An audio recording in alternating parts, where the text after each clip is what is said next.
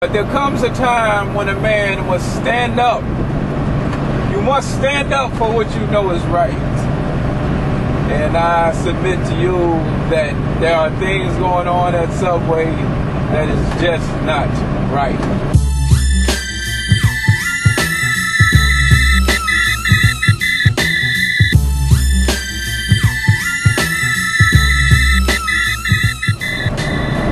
Yeah. What's going on, y'all?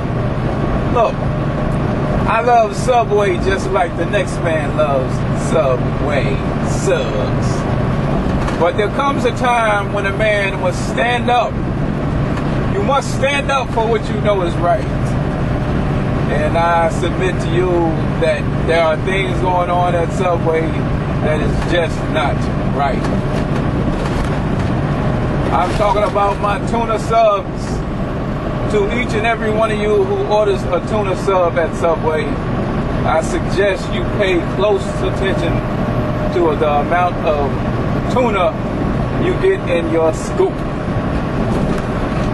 I submit to you that it is part of Subway's training to intentionally not fill up the scoop when making our tuna subs.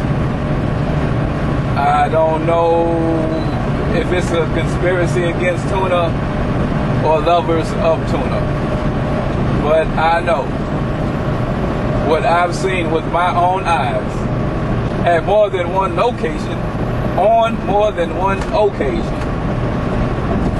That scoop is not being properly filled with tuna. And I submit to you that this amounts to, I don't know if it's false advertising, but it is deception.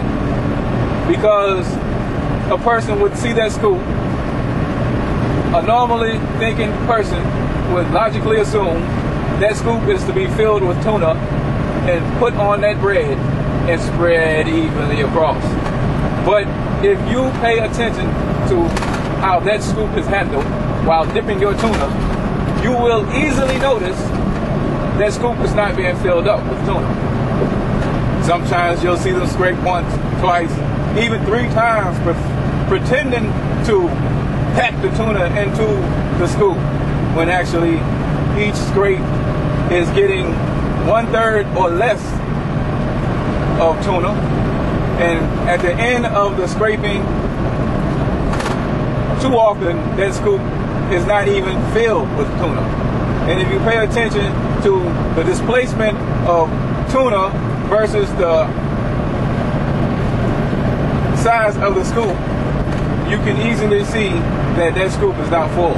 And if you pay further attention to the amount of tuna that is plopped down upon your bread, you can tell that it was not a full scoop. Now, notice this. The air pocket in the scoop is at the top of the scoop. So when you put the scoop of tuna on the bread, that air pocket will be towards the person making the tuna sub and away from the customer. So you have to pay attention to, you really have to pay attention and kind of like hover over to see the air pocket. Or in some cases, it's so little tuna in the scoop that you will see the scoop actually fall over toward the person making the sub. And you got a really, really slack scoop of tuna in those cases. So I submit to you that we must pay close attention to the making of our tuna subs. And when you see that that scoop is not being properly filled with tuna, I suggest that you stand up and bring it to their attention that you want a full scoop of tuna. That's right, you want the tuna that you deserve.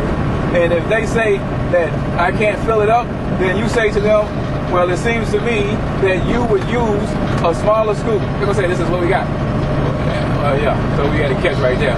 But my thing is, if you are instructed not to fill that scoop up, then in order to adequately provide the customer with sufficient information to know what he's buying, you need to get a smaller scoop that can be filled up so a customer knows how much tuna he is purchasing to go on that sandwich.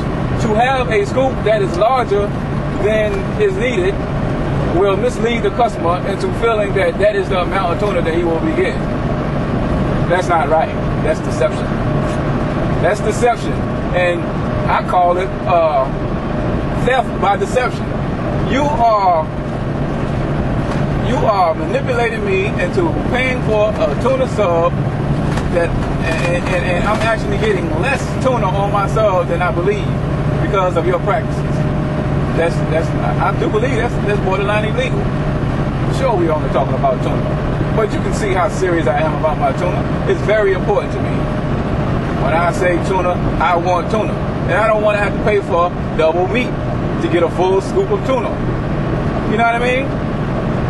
How would you like it if I gave you a partial scoop of tuna and made you a tuna sub?